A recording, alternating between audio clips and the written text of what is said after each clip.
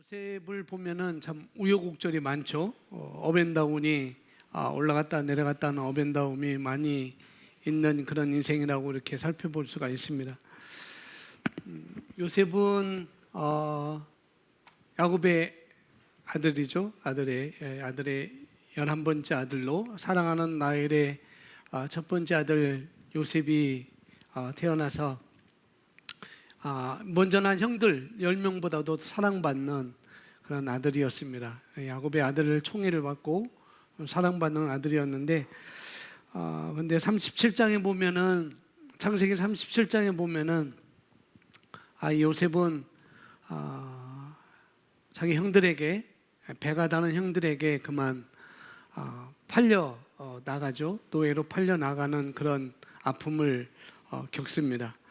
그래서 노예로 애굽이라는 이집트라는 나라로 이제 노예로 팔려가는데 노예로 팔려가서 노예 시장에서 이제 보디발 장군이 노예를 사러 왔다가 요셉을 발견하고 이제 요셉을 자기 집에 노예로 사게 되죠. 그래서 보디발 장군의 집에 들어가서 이제 종으로서의 노예 일을 합니다. 그때 요셉은 하나님께서 함께 하심으로 또 요셉도 하나님과 함께 했겠죠. 요셉이 하는 일을 보고 보디발이 쟤는 정말 하나님이 함께 하는구나. 그래서 저에게는 뭔 일을 맡겨도 괜찮겠다 해서 집안의 모든 일을 아내를 빼고 모든 일을 맡기는 그런 중요 그런 직책으로 요셉의 자리를 두고 요셉이 그 일을 잘 수월하게 해나갑니다. 그리고 39장에 보면은 이제 잘 해오던 요셉에게 위기가 오죠. 보디발의 아내가 요셉을 유혹합니다. 그때 요셉은 그 유혹을 뿌리치고 있을 때 억울하게도 이 보디발의 아내가 지었던 그 죄악을 억울하게 요셉에게 똑같은 그런 죄도 지지 않는데 보디발의 아내가 지었던 그 죄악을 요셉에게 뒤집어 씌워서 이제 감옥을 가게 되죠. 보통 감옥도 아니고 정치인들이 가는 나올 수 없는 그 당시 정치의 감옥이라는 것은 나올 수 없는 그런 감옥입니다. 감옥에 들어가게 됩니다. 감옥에 들어가는데도 여전히 하나님께서 함께 하심으로 또 거기에서 또 간수장이 보니까 얘는 또 특별한 거예요. 보디발 장군 집에서 나온 애락이 애이기 때문에 요셉이기 때문에 뭘 시킨 게 아니고 역시 감옥 생활에서도 요셉은 다른 것을 봤죠. 간수장이. 그래서 이 간수장이 자기의 일을 이제 요셉에게 감옥의 모든 일을 면회 오고 면회 끝나고 면회를 맡고 누가 면회를 받아야 되는지 받지 말아야 되는지 또 이들에게 뭘 집어 넣어줘야 되고 뭘 제공해야 되는지를 그런 일을 맡는 간수장의 일을 똑같이 또 하게 되죠. 그런 일 가운데 세월이 지나고 이제 요셉이 갇혀 있는 그 감옥에 왕의 가까이에서 일하는 두 신하가 그 감옥에 또 오게 됩니다. 왕이 술을 먹을 때 그 술에 독이 들어 있는지 아니면은 잘못된 것인지 그것을 점검하는 왕 신하가 들어오고 또 하나는 음식 그러니까 주방 일을 보는 그 신하 똑같이 들어오게 되죠. 똑같이 들어오는데 어느 날 이 두 신하가 꿈을 꾸게 돼서 그 꿈에 시달려서 얼굴이 수심이 가득하여 있을 때 요셉에게 이제 꿈을 얘기하고 요셉이 이제 그 꿈을 해석해 줘서 한 사람은 죽게 되고 한 사람은 다시 복직하게 됩니다. 그리고 그래서 이렇게 해서 41장에 가 보면은 이제 41장인 그건가요? 그렇게 되고 이제 그런 과정에 바로 왕이 또 꿈을 꾸게 돼요. 이집트 애굽의 바로 왕의 꿈을 꾸게 돼서 이건 도저히 그 꿈이 누군지 무엇인지 알지 못할 때 여러 사람이 꿈을 해석했지만은 적절하게 꿈을 해석하지 못하고 그럴 때 예전 일을 생각해서 다시 복직된 그 사람이 요셉을 추천하게 돼서 요셉의 감옥에서 이제 다시 왕 앞으로 오게 되죠. 그래서 왕 앞으로 오게 돼서 왕의 꿈을 듣고 그 꿈을 잘 해석합니다.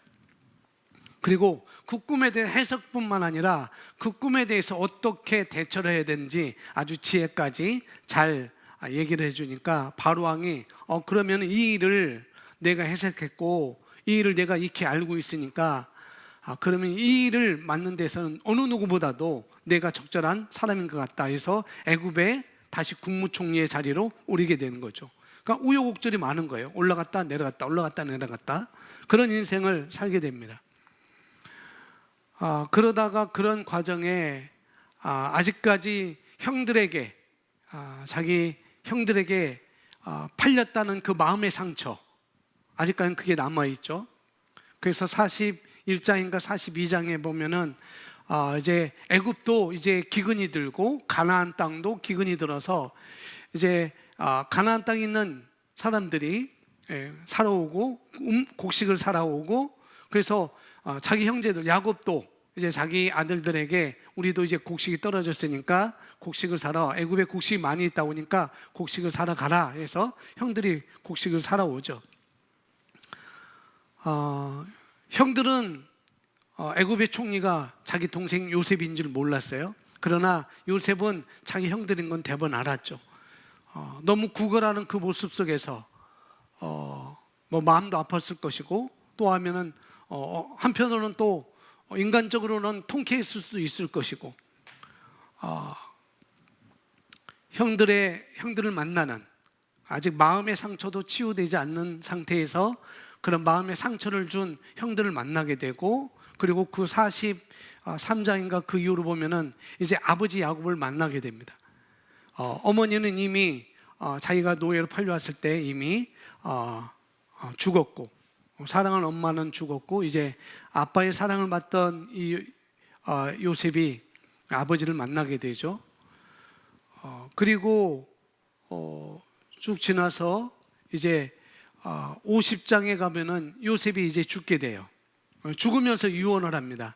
어떤 유언을 하면은 나를 이곳에 묻지만은 너희들이 다시 가나안으로 돌아갈 때 나의 유고를 파내서 같이 가나안 땅에 갖고 가서 가나안 땅에 묻어달라라는 그런 유언을 하게 됩니다. 그리고 50장이 요셉의 이야기 그 이야기를 통해서 창세기가 50장으로 맞춰집니다. 그리고 출애굽기에서 그들이 출애굽할 때 요셉의 유언대로 요셉의 뼈를 다시 유골함에 넣어서 출애굽하는 그런 과정이 있는 것을 창세기 37장부터 50장까지 그런 출애굽기까지 그렇게 이어집니다. 그런 그렇게 되죠. 그런데 우리는 창세기를 읽었기 때문에 요셉이 어떤 과정이 있는지 우리가 다 알죠. 근데 요셉은 창세기 50장을 읽어보지 못했다는 거예요. 그죠? 창세기 50장을 읽어보지 못하고 사랑받는 그 아버지의 오랫동안 사랑받았던 그 아버지 20평생 사랑받던 아버지 그 품에서 다른 형들보다도 더 사랑받고 또 다른 형들은 입지 못하는 그런 채색 옷을 아주 좋은 옷을 입고 그렇게 살았던 그런 요셉이었는데 그런 아버지의 편애를 받고 살았었는데 그만 이제 형들을 인하여서 노예로 팔려가게 되고 그런 과정을 거치게 됩니다. 그렇게 37장에서는 큰 환난을 당하죠. 사랑받다가 아주 극진한 사랑받다가 37장에서는 형들에 의해서 노예로 팔려가고 또 잘 살다가 그렇게 잘 지내다가 노예로 팔려갔으면서도 보디발 장군 집에서 잘 이렇게 생활하다가 또 39장에 보면은 또 감옥에 들어가는 그런 인생의 경험을 많이 하는 것을 볼 수가 있습니다. 요셉은 자기 인생에서는 여지까지 20살이라고 하고 아버지 품에 있을 때 그 나이가 20살까지라고 생각하면은, 예를 들어서 20살까지는 전혀 그런 경험을 해보지 못했죠. 그냥 사랑만 받았고 좋은 옷만 입었고 또 형들한테는 미움을 받았지만, 그러나 형들에게 팔려서 여지까지 경험해보지 못한 그런 아픔의 경험을 요셉은 하게 됩니다. 팔려가고 그렇게 되죠. 더군다나 39장에서 창세기 39장에서 말씀하고 있듯이 자기는 그러지 않았는데 억울한 누명을 써서 보디발 장군의 아내의 그런 유혹으로 떠친 것 때문에 자기가 그렇게 해놓고 얘가 그렇게 했다고 뒤집어 씌워서 감옥에 갇히는 그런 또 인생의 경험을 하게 되죠. 그런 것들은 직접 경험해보지 못했어요. 아무런 것도 경험해보지 못했습니다. 그러나 이제 그런 것들이 요셉의 삶 가운데 그것이 있게 되는 것이죠. 뭐 지금도 요셉처럼 억울하다는 사람들이 많이 있겠죠.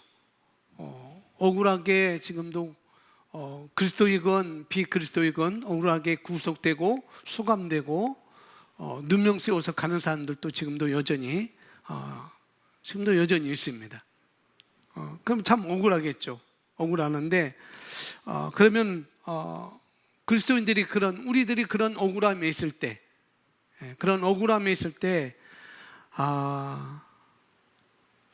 어떤 사람들은 그럴 거예요. 도대체 하나님이 살아계신가? 왜 이렇게 신실하게 하나님을 믿어왔던 나를 이런 자리로, 이런 나락으로, 이런 실패의 자리로, 이런 구렁텅이로 나를 그냥 굴러가게 내버려 두시는가? 과연 하나님이 살아계신가? 과연 예수님이 살아계신가? 그분이 전능하신 분인가? 라고 생각할 수도 있다는 거죠. 그렇게 원망하고 자기 인생을 한탄할 수가 있을 것입니다. 분명히. 그런데 요셉은 사실 그렇지 않았다는 거죠. 어디를 가든지 그렇지 않았습니다.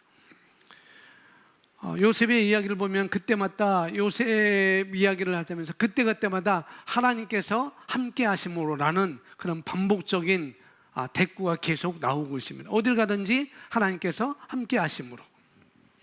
그것을 요셉은 가지고 있었죠. 그래서 함께 하심으로 형통한 자가 되었다라고 말하고 있습니다. 하나님께서 우리 모두에게 함께 하시죠. 그러나 요셉은 하나님과 함께 하셨고 요셉도 여전히 함께 하신 것을 요셉은 어느 자리에서도 기억하고 있었다는 사실이라는 거죠. 가장 그런 원망의 자리에서도 그런 것이 올 때 하나님께서 내가 함께 하는데 내가 어찌 그럴 수 있겠느냐라고 고백하는 내용이 39장에서 나오는 것을 볼 수가 있습니다. 감옥에 노예로 팔려가고 감옥에 들어가고 갇히고, 또 어떤 사람은 꿈을 해석해서 도와줬더니 입을 싹 닫아버리고 모른 채 해버리고, 몇 년이 지나도 모른 채 해버리고 은혜도 모르는 그런 삶을 요셉은 살았던 것이죠. 그러나 요셉은 자기와 하나님께서 어떤 상황에서도 나와 함께 한다는 것을 요셉은 기억했습니다. 나와 함께 한다는 것, 그것이 요셉이 형통했다고 하는 것이고, 그것이 요셉이 그렇게 살게끔 했던 것이죠. 그런데 우리는 창세기를 읽을 때 50장까지 우리는 다 알고 있습니다. 다 들어봤을 것이고 요셉의 이야기를 다 들어봤을 것이고 또 읽어봤으면 창세기 50장까지 다 읽어봤기 때문에 뭐 요셉이 억울한 것이 다 회복되었고 하나님께서 갚아주셨고 배로 갚아주셨고 결국에는 자기 유언대로 가나안 땅에 들어갔다는 것을 약속의 땅에 들어갔다는 걸 우리는 다 알고 있습니다.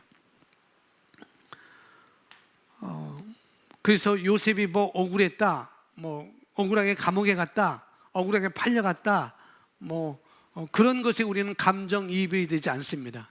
왜냐하면 결국은 요셉이 형통하게 됐다는 걸 알기 때문에 감정이입을 우리가 거기에는 싫지는 않죠. 그러나 요셉은 우리가 알고 있듯이 창세기 50장까지 읽지는 않았다는 거죠. 창세기 50장의 그 결과를 보지도 못했고 그냥 주어지는 삶에서 늘 함께 살았던 것을 볼 수가 있습니다.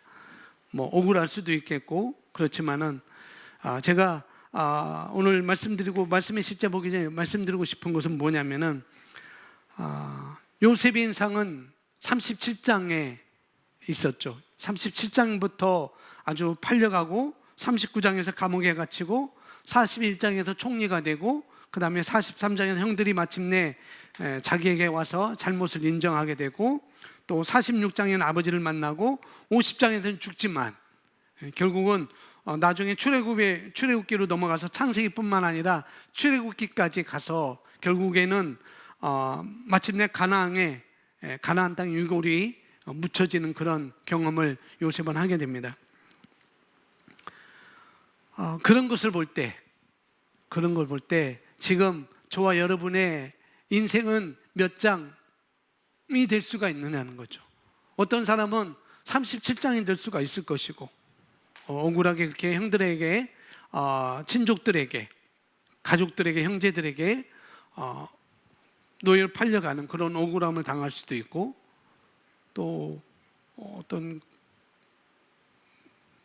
공동체 안에서 그런 것도 있을 것이고 또 어떠면은 39장 억울하게 나는 그런 것도 하지 않았는데 37장이든지 39장이든지 또 41장이든지 마음의 상처가 치유되지 않는 그런 자리든지 그런 자리가 우리가 있을 수 있다는 거죠.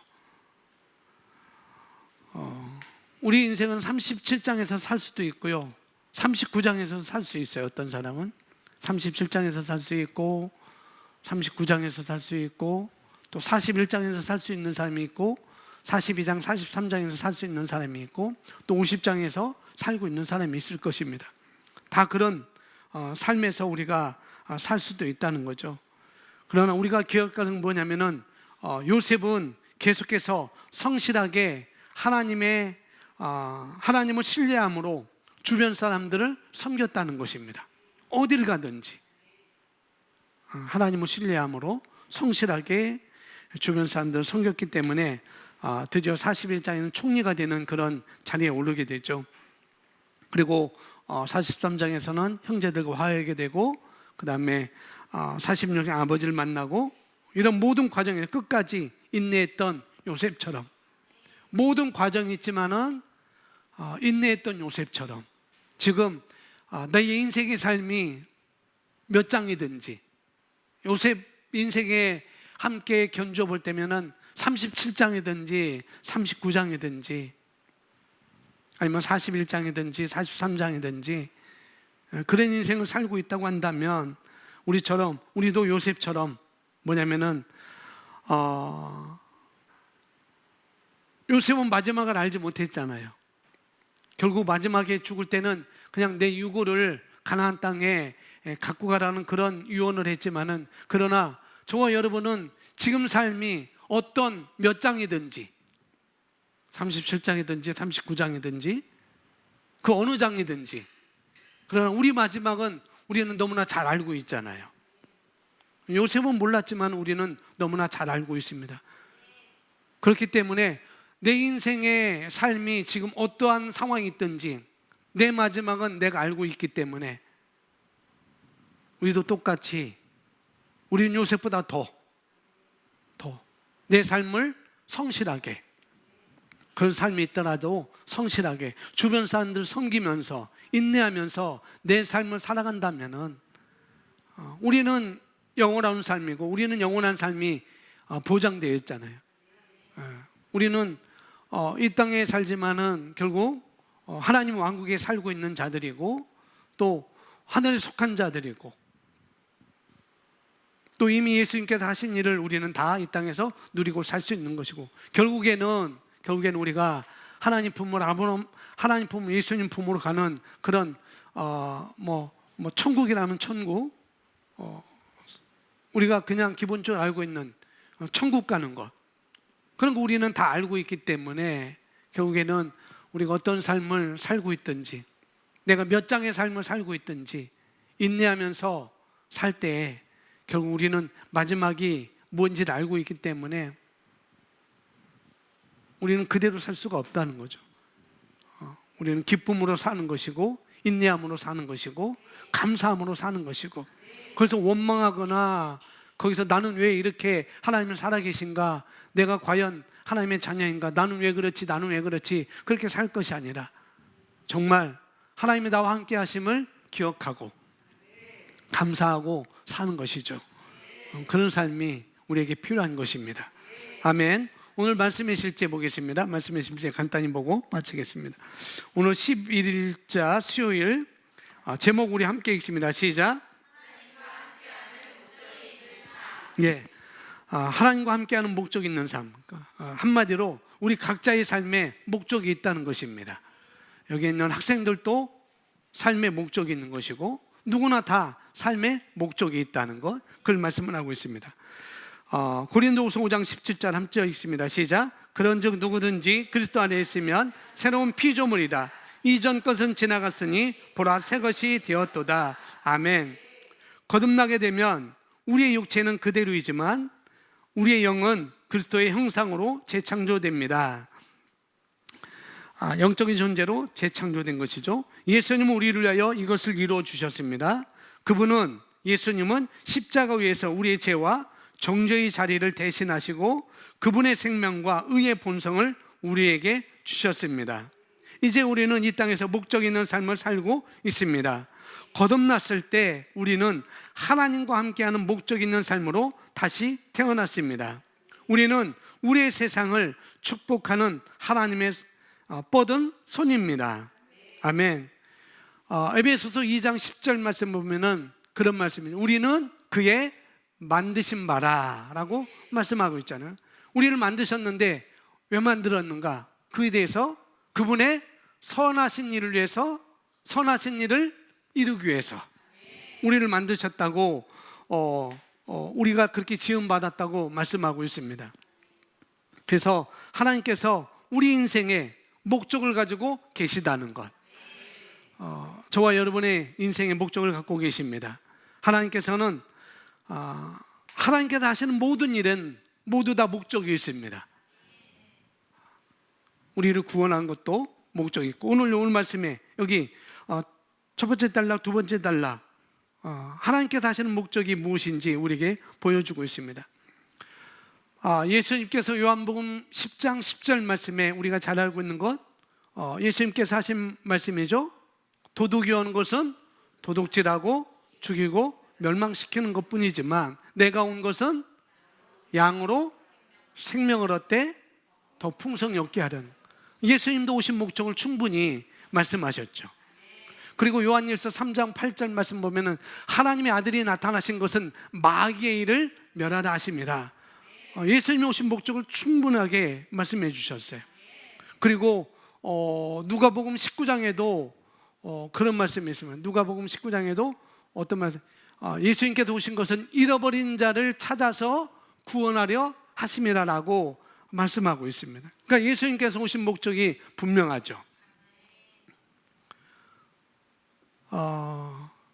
성경을 갖고 계시면 사도행전 16장인가요? 16장 한번 찾아보겠습니다. 16장, 26장입니다. 26장.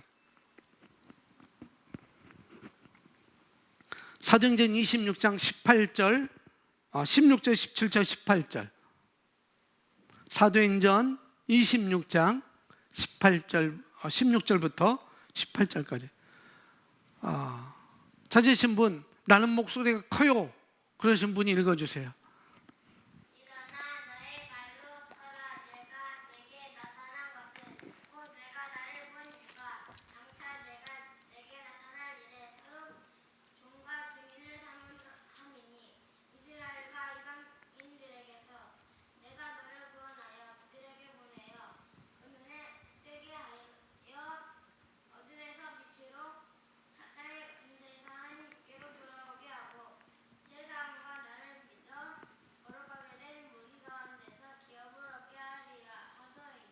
아멘. 감사합니다.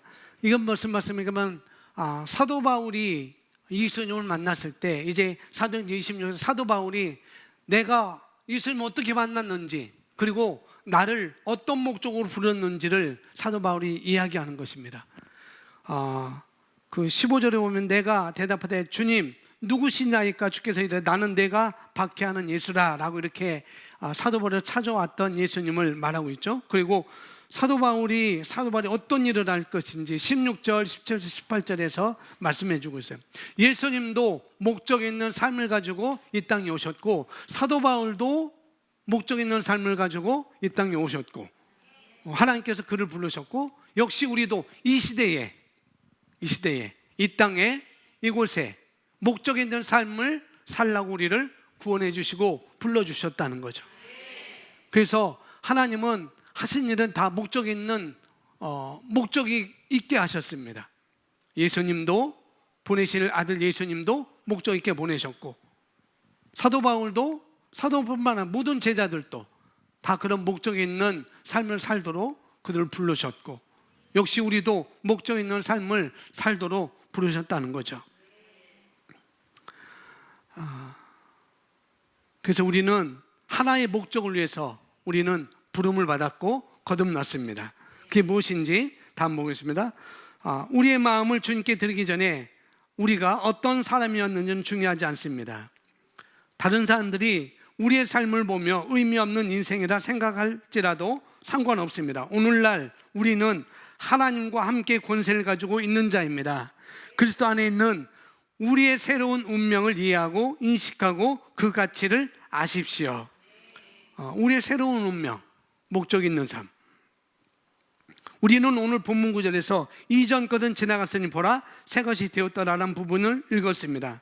우리는 승리와 성공과 번영과 소망과 확신의 삶으로 쏘아 올려졌습니다.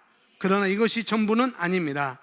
하나님은 우리를 통해 다른 영혼들의 삶 역시 신성한 의미와 목적을 가지도록 그들을 성령님과의 축복의 연합과 교제로 인도하기 원하십니다. 아멘. 하나님은 목적 없이는 아무것도 하시지 않으시는 분입니다. 예수님도 그렇게 하셨고 예수님도 그렇게 부르셨고 사도 바울 부르실 때도 그렇게 하셨고 역시 저와 여러분 부를 때도 그렇게 하셨습니다. 아멘. 기도 있습니다. 기도 시작. 사랑하는 아버지 나를 인치시고 이 땅에서 당신의 목적을 성취하는 신성한 운명의 자녀로 택하심에 기뻐합니다.